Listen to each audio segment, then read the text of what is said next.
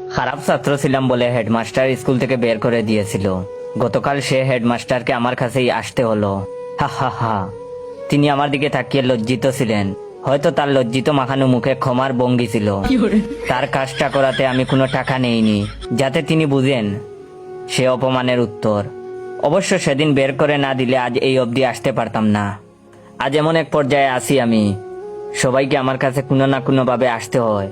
সবাই তাদের স্বীয় কাজের মাধ্যমে আমাকে টাকাও দিয়ে যায়। সেদিন এক পুলিশ এসেছিল, তাকে ওর টাকা ছাড়া ছাড়িনি। প্রথমত টাকা দিতে চায়নি, পরে আমি চেয়ার থেকে উঠে জোর করে টাকা আদায় করেছি। এখন আমার সে অধিকার হয়েছে, এখন শিখেছি কিভাবে টাকা আদায় করতে হয়। বড় বড় অফিসাররাও আজ আমার ছায়া তোলে, ভাবতেই ভালো লাগে। অথচ যখন টাকার অভাবে এসএসসি পরীক্ষায় হাত পেতেছি এসব নাম করা বড় লোকদের কাছে, কেউ সেদিন সে খালি হাতকে বরিয়ে দেয়নি, ফিরে তাকায়নি অবধি। অবশ্য তাকালে আজকের পর্যায়ে আসতে পারতাম না। হা হা হা হা।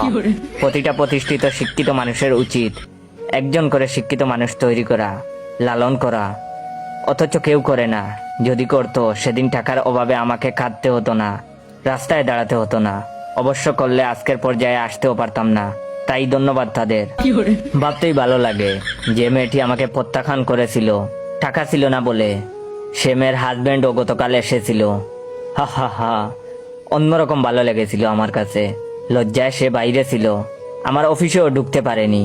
অবশ্য সেদিন টাকার জন্য আমাকে রিজেক্ট না করলে আজকের পজিশনে আসতে পারতাম না। হা হা হা।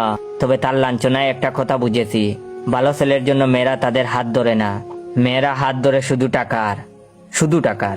যেদিন থেকে বেকার হয়ে ঘুরেছি রাস্তায় রাস্তায় একটা কাজের আশায়, সেদিন সবার ধিক্কার পেয়েছি।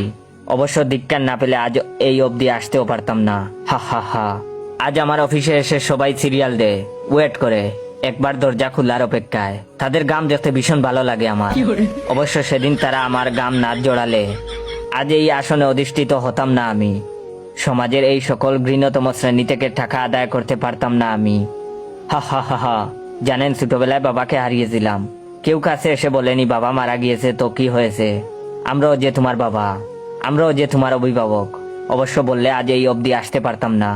হা হা হা। আজ সমাজের সে সকলকে ধন্যবাদ যারা আমাকে এই চেয়ারে বসিয়েছেন। ওয়েট, আমি কি এমন সম্মানের চাকরি পেয়েছি তা জানার আগে অবশ্যই আমার এই ভিডিওটা আপনার 15 জন বন্ধুকে শেয়ার করবেন। এবং যারা যারা চান আমি রেগুলার ফানি ফানি গল্প দেই, তারা অবশ্যই আমার অরিজিনাল টিকটক অ্যাকাউন্ট বাইসা বনফায়ারকে ফলো দিয়ে রাখবেন। আর সমাজের সে সকলকে ধন্যবাদ যারা আমাকে এই চেয়ারে বসিয়েছেন। আশা করি আমার মতো আরো অনেকেই হবে পাবলিক টয়লেটের ক্যাশিয়ার। হা হা হা। Oh, no, no, no, no.